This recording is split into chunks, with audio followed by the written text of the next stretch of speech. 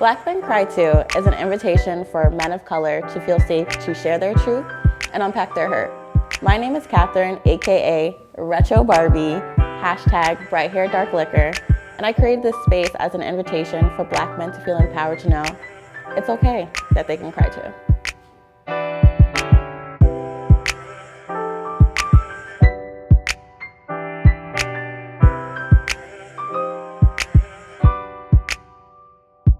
Thank you, Kadeem, for sitting down with me today. Thank you for having me. I appreciate it. Let's take a good shot to kick it off.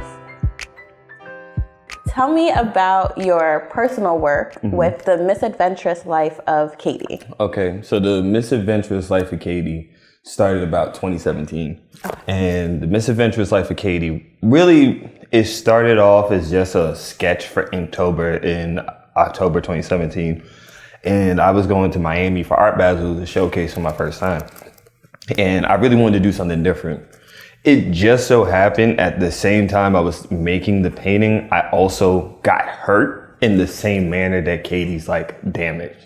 So I actually almost knocked my eye out. Oh my God. At work. And then I dislocated my shoulder. Jeez. So the funny thing was, it was the same eye that he had Band-Aid, and it was the same shoulder that he had ripped. So I was just like, okay, let's just roll with this. Around that time, while I was at Art Basel, the relationship I was in at that time, I was expecting a child. And unfortunately, while I was at Art Basel, a miscarriage happened. And what Katy ended up becoming that was the only thing I could draw to kind of work my way through the mental space.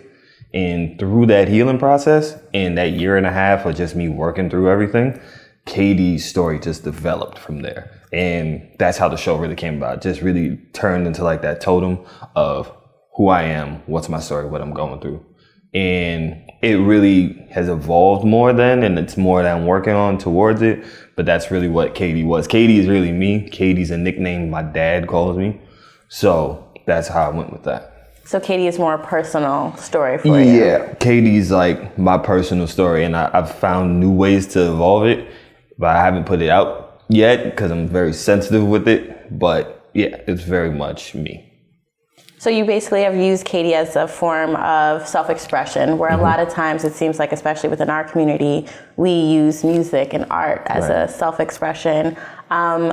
Do you feel that that's the only way you can express yourself, or have you used that as a buffer to then be able to articulate your feelings? No, I'm very honest. Like, I'll speak on how I feel, like when I feel it or I want to express it. Before Katy, I actually did a show called Beauty Behind My Mania, which is like legit 2 months before I did Katy. And it was all really pictures and photographs of me, because I was at one point diagnosed with manic depression before it got turned into bipolar disorder, or referred to as that. So I go through states of like really highs, and sometimes it can be really lows at certain moments. So I did a whole thing of just my face. But I realized for people who know me, that's really hard to see. Because you could see your friend like screaming out and losing his mind, but then they're right there smiling with you at this art gallery for all their artwork. So I was like, that's kind of hard for people to digest. So I had to think of what's easier for people to digest on a mental health type of level. And also what can resonate with people from a standpoint of I could keep mass producing it, and I can keep working it in different stories in different ways. And that's what Katy became. So how do you sort of keep a handle on your mental state? What coping mechanisms do you use? What is your healing process journey look like? Exercise. I exercise a lot. I like to take walks. I like to just walk with music on and just like I'll go around the park and just walk, or I'll sit by water and just chill. Meditation. I have like the right people around me where it's like I can call them and be like, I always call my friends and people be like, are you in a good space before I just unload on you, because I need somebody to talk to. You ask that question. Yeah. Very and important. they ask me.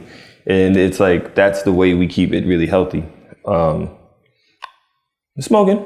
Yeah, keep it, yeah, sometimes. And then listen to music. Music is like one of my biggest things.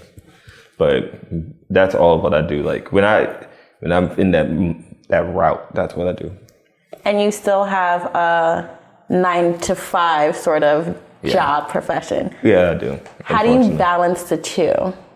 How do you continue to create and still walk into work? The job I have is within the art realm. So it's like I work for a company that does supplies. So it kind of helps me because I'm learning at the same point. But it's hard to really want to get up and go to work. And then it's hard because I'm always working and then painting. So it's kind of hard to balance the two, but it's also a priority level of like, I can't do this without this right now. I'm not in a place to. I want to get to that place. So it's working towards that. But it can be hard because sometimes all the stress from work can stop me from feeling like creating. Because sometimes you come home from work, you don't want to do nothing. You just want to chill. You just want to relax. And sometimes I can't. Like I got this piece to do. I got that piece to do. I got this to do. This person paid me for a commission. That person paid me for that. So it's like I'm always working. And it's pretty hard. It is pretty hard, but I try to keep myself leveled and give myself some days where it's just like, yo, we ain't doing nothing right now. And accepting that, like, today is a day I'm doing nothing. Today's Kadim's day. Like, I'm gonna just order some wings and put on some TV and we chilling. Yeah. So the hashtag never not working is already a struggle. What other struggles and like challenges with adversity do you face in corporate America? Being myself, being a black man, especially with locks. With locks is like an added disadvantage sometimes. Because I have a bachelor's in like business administration. So it's like I have a bachelor's in business administration, communications. Like I have experience within the business world. The issue with getting into that sometimes is the fact, like I have to be super like, prim, proper. I gotta look great as soon as code switching all the time. And so it's like sometimes you do feel the treatment different. You do feel looked down upon sometimes. I've had issues with managers of that we're on the same level. I'm just right below you and you still treat me separate or different. Or you look at me like, what do you even do? But I do everything around here. And it's like, you deal with that. And sometimes it is a lot. It makes you question yourself. And it becomes quite difficult because sometimes you gotta learn to separate that work life from everything else you do, especially when it bleeds into your passion. So it's a very hard balancing act because you're always walking a tightrope trying to keep one side from not falling. But when you work in corporate America, and black, I got dreadlocks, it's kind of difficult. And especially when you deal with customers and you do in the customer service aspect, sometimes they don't even expect you to be the manager, especially when you're working in like places like in Manhattan. They look at you and be like, can I speak to the manager? I'm like, I am the manager. Present. Yeah. So it happens. Sometimes you feel like you're overlooked. Do you ever internalize these feelings and think maybe I should alter my appearance, the way I speak? The way I speak, I have to code switch sometimes. Like when I'm around my other managers, I don't speak the same way. Like I might be with my associates, which is why my associates, they like me. They gel with me. My parents, no. If I'm changing my parents, it's not for a job. I'm changing my parents because I want to. No job is worth me changing my appearance. I've been asked. Wow. I have been in the past, like probably. What was your response? I was like, I don't think this is for me. It was a job that probably would pay me better than any job I've ever had, and it was like, I'm not cutting my hair. I'm not changing my look. They specifically asked you to cut your locks? Yeah, they just said, you don't really have you have the credentials, but you don't have the look that we're looking for. And I was like, oh, well, I'm good. And this is fresh out of college. Like, to be honest, like, I struggled coming out of college, like, getting jobs that really would fit me. That probably would have been good for me, but I wasn't willing to sell who I am. That's not my morals. That's not where I stand. Can you recognize when you're experiencing periods or episodes of anxiety and depression? Sometimes. I've probably had depression probably since my childhood. I've probably been battling depression. So sometimes I get so in the mix of working and doing everything and just getting into just being an adult and just living life and not paying attention that sometimes I'll be like, wait a minute, something's not right.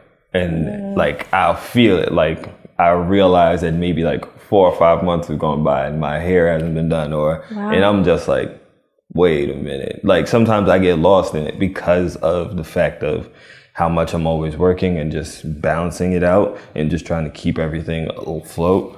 I do lose track of myself. of like taking care of myself. And it's been a struggle.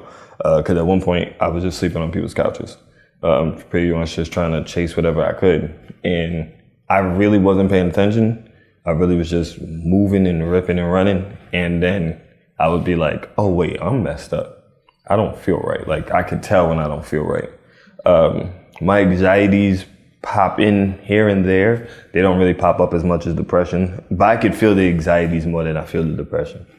The depression sometimes is kind of like almost blended into a part where it's like I don't even know. I'll just be like, oh yeah, life's a little down, and I just will blend into it. But I'll realize it when I don't want to get up for like 2-3 days or like a week. I'll just be like, I don't want to get up, and I'll be like, I'm depressed. And so it blends in with one another. And since you're able to be so self-aware, Mm-hmm. are you able to pick up on when your friends or family members are experiencing episodes of anxiety and depression? The funny part is I could pick up on that before I pick up on myself. Wow.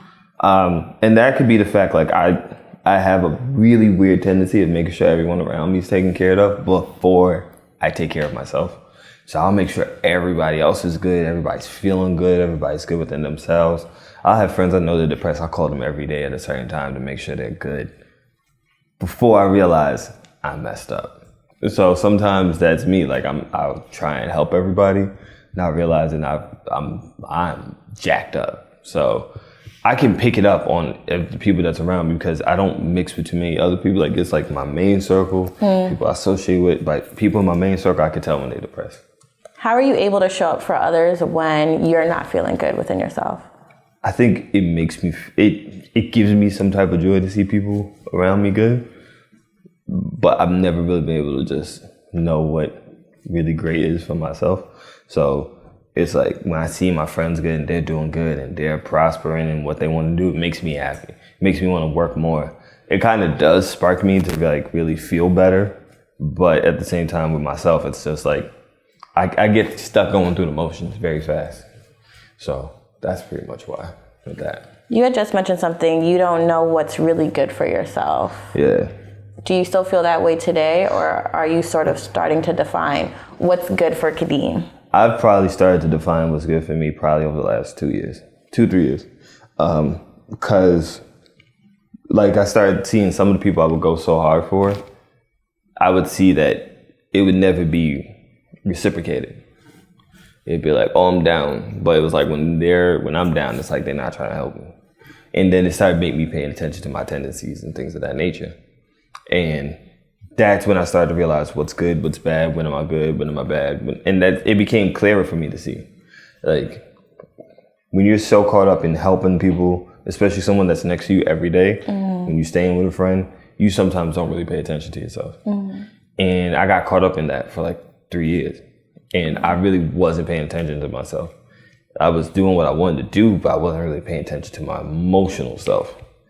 And then when I really did, I started to realize what it feels like when I'm really happy, what it feels like when I'm really down. And I started to really be able to see and clearly tell when I'm messed up and when I'm not. Continue switching gears. Can you share your experience around loss and how you grieved?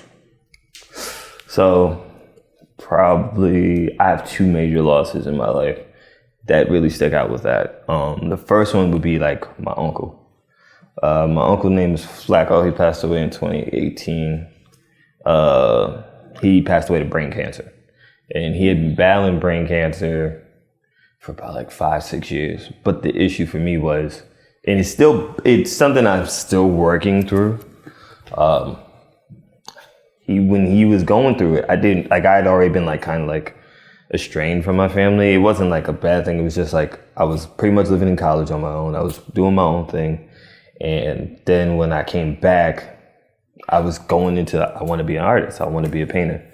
So I was doing so much shows and moving and running. I only really got a chance to see him one time during that 4 or 5 year stretch. I thought because the first time when I seen him, he had just beamed it for the first time. So I was like, he's good. I'm catching once, I get myself more stable. I started to get myself more stable and I found out he had 2 weeks to live. So it was always kind of like beating myself up about the fact I wasn't there. And that was like, he was like my dad. So that was hard.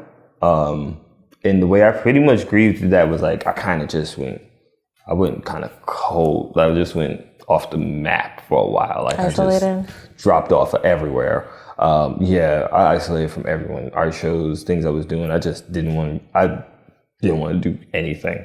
And for a while, a lot of that was really like a lot of meditation, a lot of just sitting with myself and reflecting, kind of understanding also the fact of what life is. We don't control a lot of stuff, and the only luxury we really have is time. Like everything else can go and you can be replaced, but time can never be replaced. So it's like really understanding just certain things in that life, in that light too.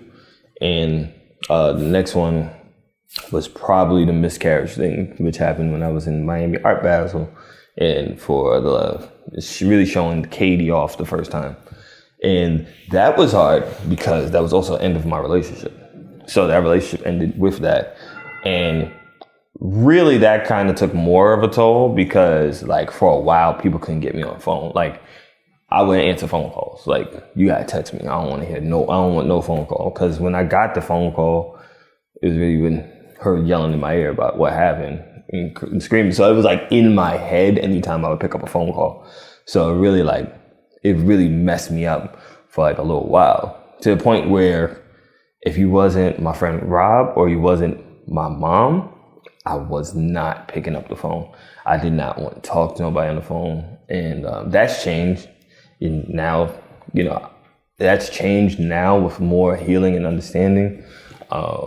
Even to the point now, my girlfriend who I'm with now, like she calls me every day and we speak on the phone, and it's like, it takes away some of that anxiousness and anxieties. It's like I keep myself in a routine of what to do. And in that case, that was also some part where I was looking at myself like, am I okay? So those are like two major losses in my life where it's like, yeah, it took a while to get past it. I'm still working past some things of it, and yeah. It's a continuous journey. Yeah, it's a continuous journey. It doesn't end. Grieving and healing doesn't end. Like there's always like the pain that we experience in life, it never goes away, just the volume turns down over time.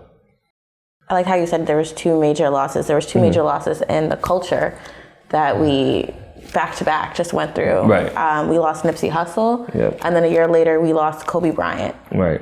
How did you feel grieving a man, black man, and a black man you've never met before? So each one hit me differently because I was in California when Kobe died.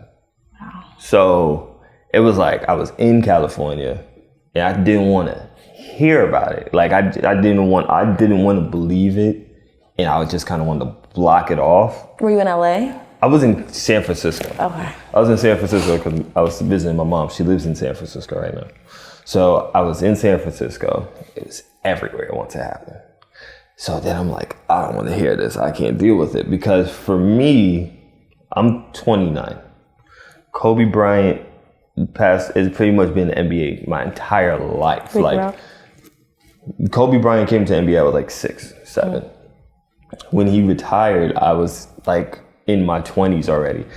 I had seen everything from it. And honestly, within our generation, he was the first person we seen like really mess up and find a way to like try to climb back into good graces and do other things. And not only that, affect another generation in another way to like better.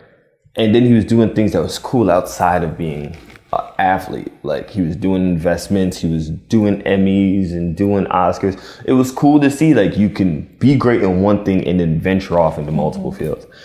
And for him to die without seeing it, it messed me up for a while. Like, honestly, I still am at a point where I'm like, damn, Kobe's really dead. Like, I really have to, like, think about it. And I'm like, it really crosses my mind, at least, like, I'm going to say, like, it's still at, like, 3 times a day. Like, it's like, yo, he's really dead.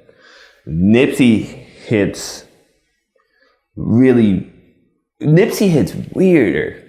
because it's like, we always want people to give back to the community and help the community. And he was that. He was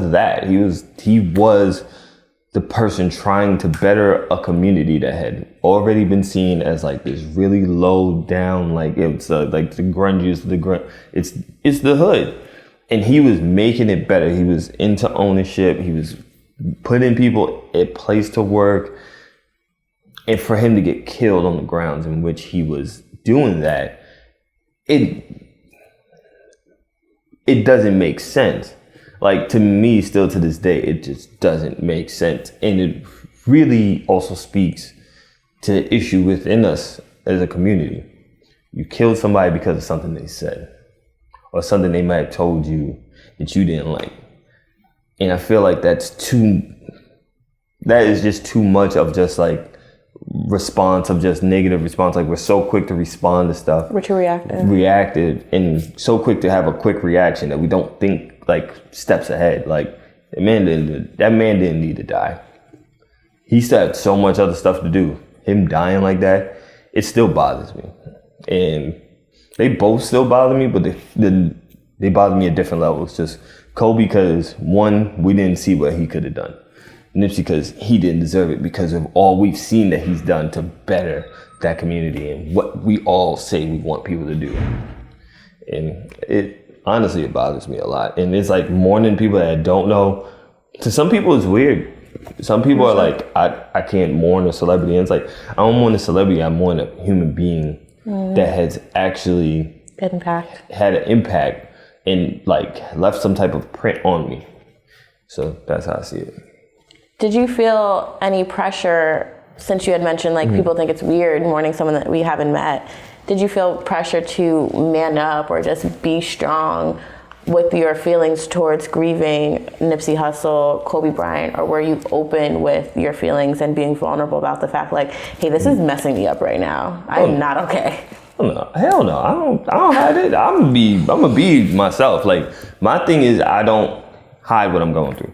I wear it on my sleeve. Like, I'm very honest with what I do, how I feel, and I get it out there. If people feel like it's weird, I'll be like, all right, well, obviously I'm not talking to you about it. So I'm gonna find somebody else who I can talk to about it.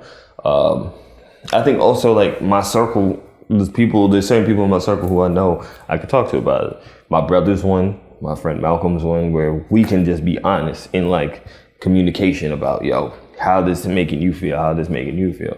And I think once you have that communication with certain people, you don't need everybody else to really chime in. That's just noise.